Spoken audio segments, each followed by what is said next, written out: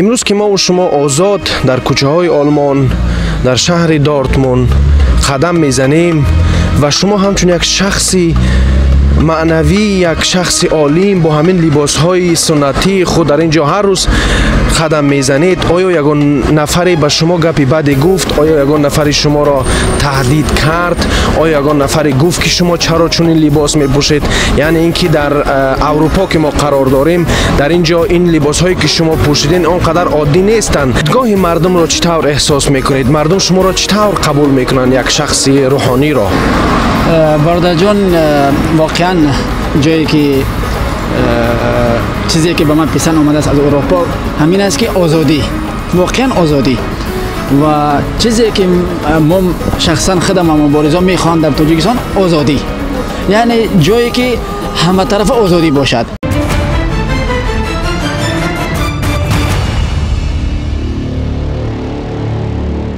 سلام علیکم و رحمت الله و برکاته. امروز ما با یک شخص روحانی قرار داریم و آن شخص هم انسان مبارز و چهره شناسی هستند برای مردم تاجیک. پیش از همه میخواهم درباره شخصیت خود شما سوال بکنم. و علیکم السلام و رحمت الله تعالی و برکاته. تشکر زیاد به شما و به بینندگان شما.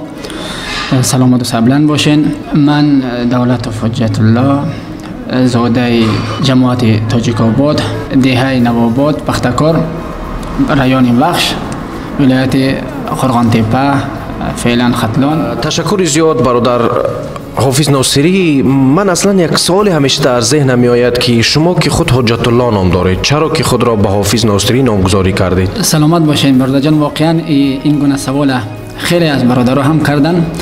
برادر جان، این نام من حافظ به خاطر به خودم مستعار نام گرفتم، چون که الحمدلله حافظ قرآن هستم. چون که در سال 2009-2010 وقتی که آشنایی پیدا کردم به شبکه‌های اجتماعی و واقعا یک حالاتی بود که باید به یک نام مستعار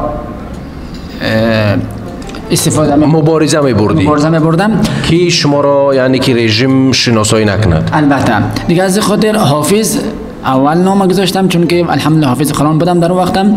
حافظ ناصری چون که یک نسبت با استادم داشتم که ناصرالدین خاقانی نام دارن، از همون نسبت که احتراما به او شیخ استادم ناصری گذاشتم، حافظ ناصری.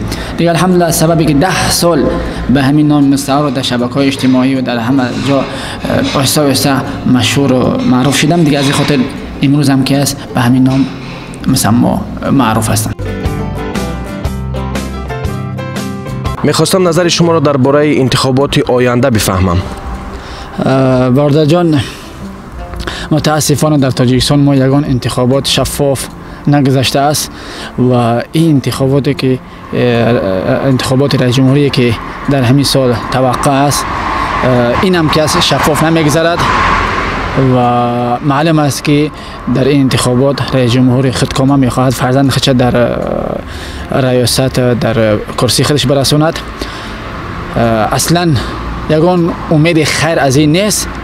هر قدر که مردم بتونن این بایکوت کنن، اصلا سهمدار نباشن در این، به یگان ذره و به یگان نمود سهمداری رئیس شدن رستم نشوند. مردم سهم بگیرن نگیرن این علاقه رئیس جمهور می شود، لیکن وای به حال او شخصی که سهمدار باشد. یعنی شما با این باور هستید که رحمانوف زنده اش برای ملت ناکامی ها می آورد؟ نه تنها زنده است، حتی مردهش هم که از این پلید به ملت نجیب شریف تویسان ناکامی و پسی ها می آورد. خدا کند که هر چیز زودتر از این اژدهار پلید، هر چیز زودتر الله جلال ملت نجیب شریف تویسان از زنده و مرده این کثیف نجات ببخشد. یعنی شما قطعا رحمانوف را قبول ندارید؟ اصلا وجودش قبول ندارم. که کمی درباره زندگی که در وقتی کرانتین داشته در آلمان، این شاید اولین کرانتینی بود که شما در زندگی خود دیدید. چه مشکلی ها را شما در این کرانتین پس سر کردید؟ الحمدلله یگان مشکلی ندیدم. الحمدلله یک فرصت بسیار خوب بود برای مطالعه و برای خلوت و برای تفکر تدبر آینده زندگی خودم و خصوصا یک فرصت بسیار خوب بود برای مطالعه کردن. یک فرصت بود که واقعا تونستم که خوبتر آینده زندگی خود ما نقشه و طرح ریزی کنم. یعنی کرانتین برای شما سختیان آورد؟ الحمدلله نه.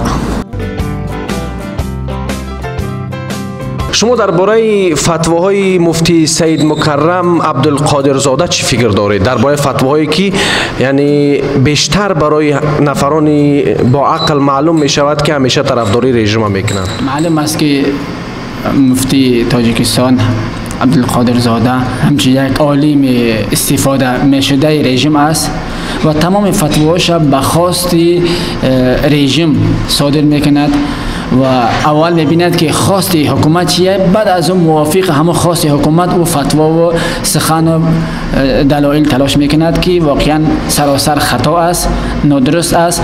به تمام شهروندان تاجیکستان عزیزم گفتنیم که هر یک حکم شرعی که شما انجام میدید کوشش تلاش کنید از علمای حق جواب او را تلاش کنید، نه که از این گونه علمای زر خرید زر فروشه که دین، وجدان، غیرت، ناموس، ملت، وطن همه چیز به خاص یک رژیم قربان کردن، حتی که آماده‌اند و کوشش تلاش دارند که آخرت مردم هم که از برای رژیم تباه و برباد کنند. یعنی شما با این باوری هستید فتواهایی که از طرف مفتیات تاجیکستان صادر میشوند خطا هستند؟ بله کاملا خطا هستند. از سبب اینکه آنها اول نقطه نظرشو خوشحالی و خرسند کردن رژیم است، بعد از او بیان کردن دین است. همه مردم اول کوشش تلاش کنند که مسائل خودشو از علمای حق، علمایی که واقعا در حکومت یگان ذره رتبه و مقام و کار و فعالیت ندارن، از آنها کوشش کنند تلاش کنند سوالای خودشو جواباشو پیدا کنند. از اون علمایی که در حکومت کار میکنن و در یگان مسجد فعالیت دارن یا که در زیر حکومت یگان فعالیت با حکومت همکاری دارند، با حکومت همکاری دارن، از آنها اصلا یگان سوال نپرسن، آخرت خودشو تباه و برباد نکنن. چون که تماشاگران عزیز خود میبینید در این جایی که ما صحبت داریم شب است و وقتی ما هم کم کم دارد به آخر میرسد و در آخر میخواهم که برای تمام شما دوستان عزیز برسانم که ما با یک عالم دین، با یک نفری که خود را همچون یک انسان مبارز و عالم میداند صحبت داریم و در آخر در حقیقت میخواهم که سخن آخری این شخص بزرگ را بشنوم و سوال آخرین منم این خواهد بود: به فکر شما آقای حافظ ناصری چقدر دیگر باید مردم تاجیکستان انتظار باشند تا اینکه این رژیم رحمانوف از بین برود؟ مردم دیگر هیچ ذره باید انتظار نباشند، چون که یگان کس دیگر از آسمان ها نمیاد اما این رژیم از بین ببرد. انشالله چندان وقت نمیکشد، چون که پسرش میخواد در رئیس جمهوری انتخاب کند و انشالله که پسرش از سببی که جوان است و تجربه کاری ندارد و انشالله با آمدن پسرش لکه انشالله رژیم تباه و برباد می شود. چندان وقت نمی بیند انشالله. اینک وقتی ما با آخر می رسد، اگر که در آخر سخنی داشته باشید می توانید بگویید. سلامت و سربلند باشید. فقط من گفتنیم که شما و بینندگان شما صحت و سلامت باشند. در دعای نیک تو بنده ناچیز فراموش نکنین. السلام علیکم و رحمت الله.